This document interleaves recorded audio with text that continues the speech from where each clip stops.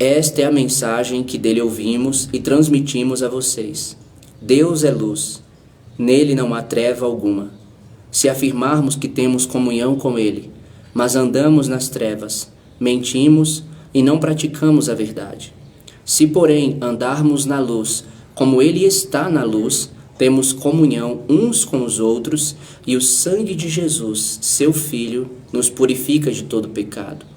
Se afirmarmos que estamos sem pecado, enganamos a nós mesmos e a verdade não está em nós. Se confessarmos os nossos pecados, ele é fiel e justo para perdoar os nossos pecados e nos purificar de toda injustiça. Se afirmarmos que não temos cometido pecado, fazemos de Deus um mentiroso e a sua palavra não está em nós. Agora veja o que diz o capítulo de número 2, versículo 1 e 2. Meus filhinhos, escrevo a vocês estas coisas para que vocês não pequem. Se, porém, alguém pecar, temos um intercessor junto ao Pai, Jesus Cristo, o justo. Ele é a propiciação pelos nossos pecados, e não somente pelos nossos, mas também pelos pecados de todo o mundo. Então a palavra do Senhor, ela é muito clara para falar aqui a respeito da confissão do pecado, né? O versículo de número 5, ele inicia dizendo que Deus é luz. Quando a gente vai lá para João, no capítulo de número 1, olha só o que a palavra do Senhor ela diz. João, capítulo 1, a partir do versículo 1. No princípio era aquele que é a palavra. Ele estava com Deus e era Deus. Ele estava com Deus no princípio. Todas as coisas foram feitas por intermédio dele. Sem ele, nada do que existe teria sido feito. Nele estava a vida, e esta era a luz dos homens. A luz brilha nas trevas, e as trevas não a derrotaram. Surgiu um homem enviado por Deus, chamado João. Ele veio como testemunha para testificar acerca da luz, a fim de que por meio dele todos os homens crescem. Ele próprio não era a luz, mas veio como testemunha da luz. Estava chegando ao mundo a verdadeira luz que ilumina todos os homens. A palavra diz, e aqui em João, capítulo de número 3, ainda em João capítulo 1, no versículo 10 diz, aquele que é a palavra estava no mundo, e o mundo foi feito por intermédio dele, mas o mundo não o reconheceu. Veio para o que era seu, mas os seus não o receberam. Contudo, aos que receberam, aos que creram em seu nome, deu-lhes o direito de se tornarem filhos de Deus, os quais não nasceram por descendência natural, nem pela vontade da carne, nem pela vontade de algum homem, mas nasceram de Deus. Aquele que é a palavra tornou-se carne e viveu entre nós. Vimos a sua glória, glória como do unigênito vindo do Pai, cheio de graça e de verdade. João dá testemunho dele, ele exclama, este é aquele de quem eu falei, aquele que vem depois de mim é superior a mim, porque já existia antes de mim. Todos recebemos da sua plenitude graça sobre graça, pois a lei foi dada por intermédio de Moisés, a graça e a verdade vieram por intermédio de Jesus Cristo. Ninguém jamais viu a Deus, mas o Deus unigênito que está junto do Pai o tornou conhecido. Quando a gente vai aqui para João, capítulo de número 3, lá no versículo, a partir do 14, diz assim, ó, da mesma forma como Moisés levantou a serpente no deserto, assim também é necessário que o Filho do Homem seja levantado, para que todo que nele crer tenha vida eterna. Porque Deus tanto amou o mundo que deu o seu Filho unigênito, para que todo que nele crer não pereça, mas tenha vida eterna. Pois Deus enviou seu Filho ao mundo, não para condenar o mundo, mas para que este fosse salvo por meio dele. Quem nele crê não é condenado, mas quem não crê já está condenado, por não crer no nome do Filho unigênito de Deus. Este é o julgamento. A luz veio ao mundo, mas os homens amaram as trevas e não a luz, porque as suas obras eram más. Quem pratica o mal odeia a luz e não se aproxima da luz, temendo que as suas obras sejam manifestas. Mas quem pratica a verdade vem para a luz, para que se veja claramente que as suas obras são realizadas por intermédio de Deus. Ainda em João, lá no capítulo 8, versículo 12, Jesus disse assim: falando novamente ao povo, Jesus disse: eu sou a luz do mundo. Quem me segue nunca andará em trevas, mas terá a luz da vida. Quando a gente vai lá para Efésios, no capítulo de número 5, a palavra do Senhor, ela nos ensina assim, olha. Ele diz: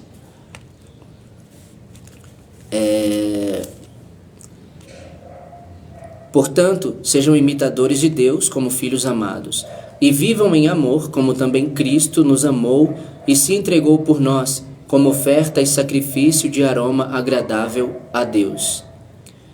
Entre vocês não deve haver nem sequer menção de imoralidade sexual, como também de nenhuma espécie de impureza e de cobiça, pois essas coisas não são próprias para os santos.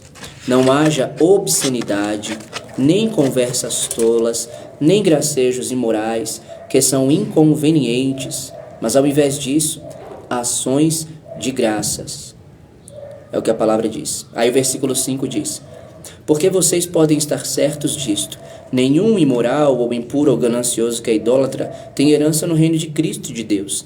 Ninguém os engane com palavras tolas, pois é por causa dessas coisas que a ira de Deus vem sobre os que vivem na desobediência. Portanto, não participem com eles dessas coisas, porque antigamente vocês eram trevas. A palavra diz: porque antigamente vocês eram trevas, mas agora são luz no Senhor. Vivam como filhos da luz, pois o fruto da luz consiste em toda bondade, justiça e verdade, e aprendam a discernir o que é agradável ao Senhor. Não participem das obras infrutíferas das trevas, antes exponham-nas à luz, porque aquilo que eles fazem em oculto, até mencionar é vergonhoso. Mas tudo que é exposto pela luz torna-se visível, pois a luz torna visíveis todas as coisas. Por isso é que foi dito: desperta, ó tu que dormes, levanta-te dentre os mortos e Cristo resplandecerá sobre ti. Tenham cuidado com a maneira como vocês vivem, que não seja como insensatos, mas como sábios, aproveitando ao máximo cada oportunidade, porque os dias são maus. Portanto, não sejam insensatos, mas procurem compreender qual é a vontade do Senhor. Não se embriaguem com vinho que leva à libertinagem, mas deixem-se encher pelo Espírito, falando entre si com salmos, hinos e cânticos espirituais, cantando e louvando de coração ao Senhor, dando graças constantemente a Deus Pai por todas as coisas, em nome de nosso Senhor Jesus Cristo. Sujeitem-se uns aos outros por temor a Cristo. Então, olha só. Quando a gente vai aqui para 1 Tessalonicenses, capítulo 5, ele diz assim, no versículo de número 4, no versículo de número 5: vocês todos são filhos da luz, filhos do dia, não somos da noite nem das trevas. Portanto, não durmamos como os demais, mas estejamos atentos e sejamos sóbrios, pois os que dormem, dormem de noite, e os que se embriagam, embriagam-se de noite. Nós, porém, que somos do dia, sejamos sóbrios, vestindo a couraça da fé e do amor e o capacete da esperança da salvação. Porque Deus não nos destinou para a ira, mas para recebermos a salvação por meio de nosso Senhor Jesus Cristo. Ele morreu por nós para que, quer estejamos acordados, quer dormindo, vivamos unidos a Ele. Por isso, exortem-se e edifiquem-se uns aos outros, como de fato vocês estão fazendo.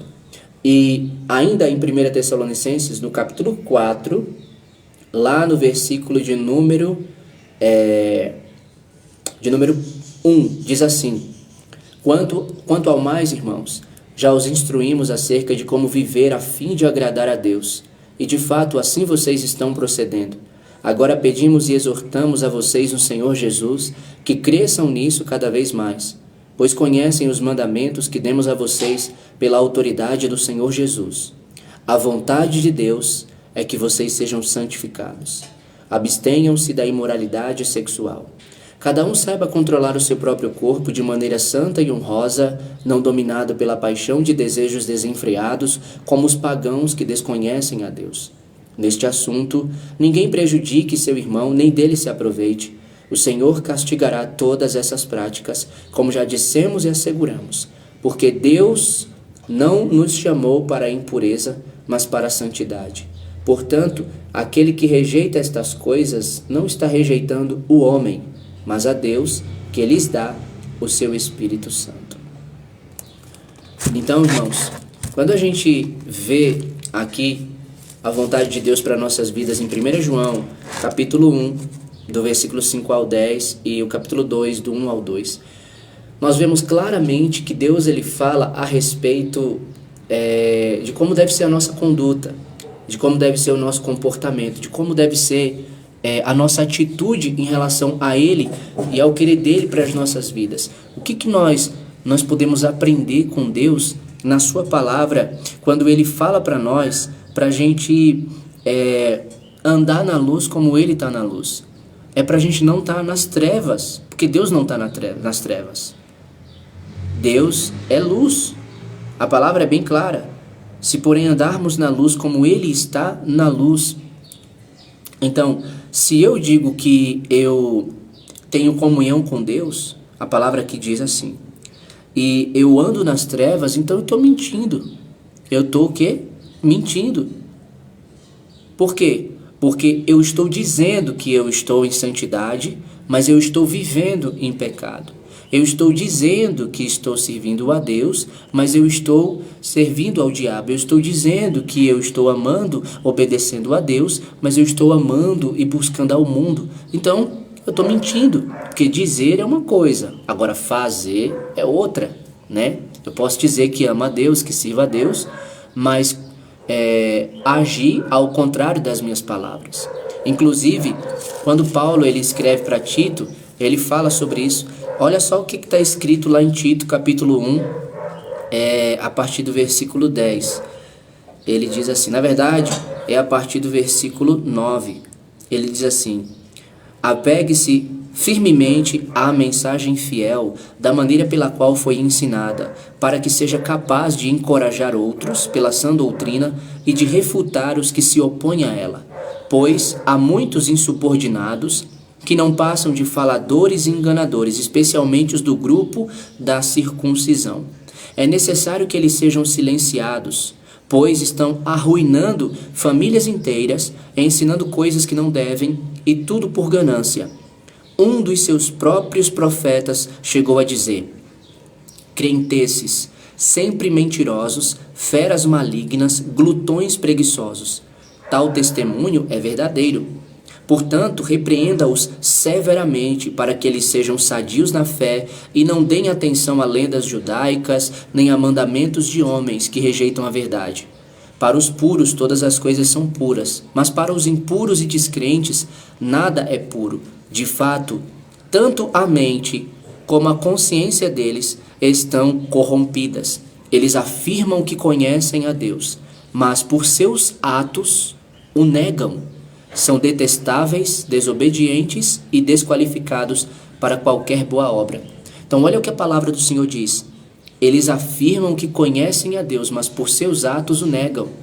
Eu posso afirmar que eu conheço a Deus, mas pelos meus atos eu negar esse conhecimento que eu tenho de Deus. Porque Jesus disse para os judeus que haviam crido nele, Jesus falou assim, se vocês permanecerem firmes na minha palavra, verdadeiramente serão meus discípulos e conhecerão a verdade, e a verdade os libertará. E aí o que a palavra do Senhor diz no 33? Eles lhe responderam, somos descendentes de Abraão e nunca fomos escravos de ninguém. Como você pode dizer que seremos livres? Ou seja, eles se achavam livres. Mas aí Jesus responde.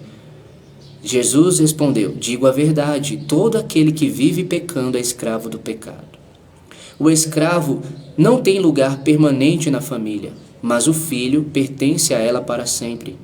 Portanto, se o filho os libertar, vocês, de fato, serão livres. Então, olha o que Jesus disse. E conhecereis a verdade, e a verdade os libertará. Então, eu posso afirmar que eu conheço a Deus. Eu posso dizer, eu conheço a Deus. Mas a minha conduta não condizer com aquilo que eu estou dizendo. Porque é muito fácil eu falar. Eu posso mentir, eu posso fingir, eu posso enganar. Você sabe qual foi a maneira que Jesus ele nos disse que nós podemos descobrir quem é e quem não é? É através das obras, é através dos frutos. Jesus disse: pelos seus frutos os conhecereis. Então, não podemos nos enganar quando uma pessoa diz que é de Deus. Só porque ela fala que ela é de Deus, isso não significa que ela é de Deus. Mas a vida dela se mostra que ela é de Deus, então confirma as suas palavras. Porque é a vida demonstrada, é a vida revelada que prova que uma pessoa ela é de Deus. É a conduta dessa pessoa. Porque quando se conhece Deus, se obedece a Deus. Por quê? Porque eu digo que eu conheço a Deus, é o que a palavra do Senhor está dizendo aqui, né? Vamos lá, 1 João, capítulo 1, versículo de número 6. Se afirmarmos que temos comunhão com Ele, mas andamos nas trevas, mentimos e não praticamos a verdade. Se eu afirmo que eu tenho comunhão com Deus, eu estou dizendo que eu tenho intimidade com Deus, eu estou dizendo que eu ando com Deus. Então, como é que eu, que digo que tenho comunhão com Deus, que tenho intimidade com Deus e que ando com Deus, ando praticando o pecado? Eu ando, a minha vida demonstra totalmente ao contrário, né? A gente, é muito fácil a pessoa falar, né? Por que é falado mal de certas pessoas e até mesmo a igreja é tomada por geral como errada por certos comportamentos de pessoas? Porque essas pessoas, elas dizem que são de Deus, mas a atitude delas demonstra que elas não são.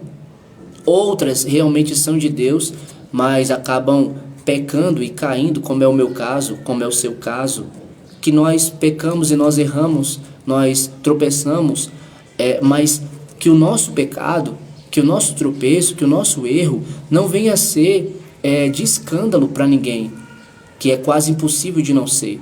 Mas se você realmente, verdadeiramente querer obedecer a Deus, então você não vai nem esperar, você não vai nem, dizer assim, eu vou me retratar pelo pecado que eu cometi. Não, você não vai nem dar lugar ao pecado, você não vai nem dar lugar ao deslize, o erro, que é justamente procurar sempre ter sua consciência limpa diante de Deus, das pessoas. Então você vai se manter no temor de Deus, para você não ser nem o motivo nem da queda, nem do escândalo, nem do pecado de ninguém, como está lá em 1 Coríntios capítulo 10, do versículo 31 ao versículo 33. Então, é muito claro aqui Jesus quando ele diz, e conhecerão a verdade os libertará. Então não se engane, meus irmãos.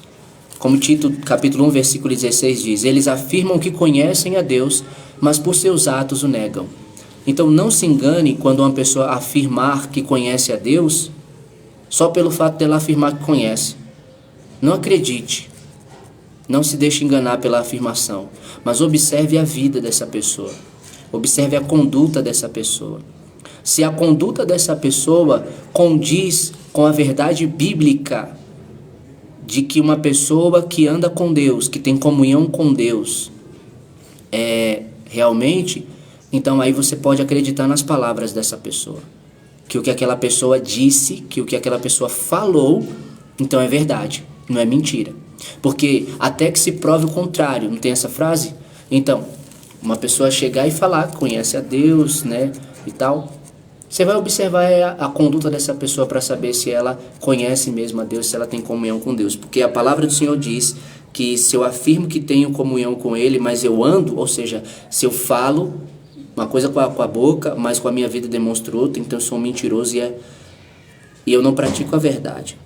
Mas se eu conheço Deus, se eu tenho comunhão com Deus, e eu ando na luz de Deus como Deus está na luz, então o que isso diz?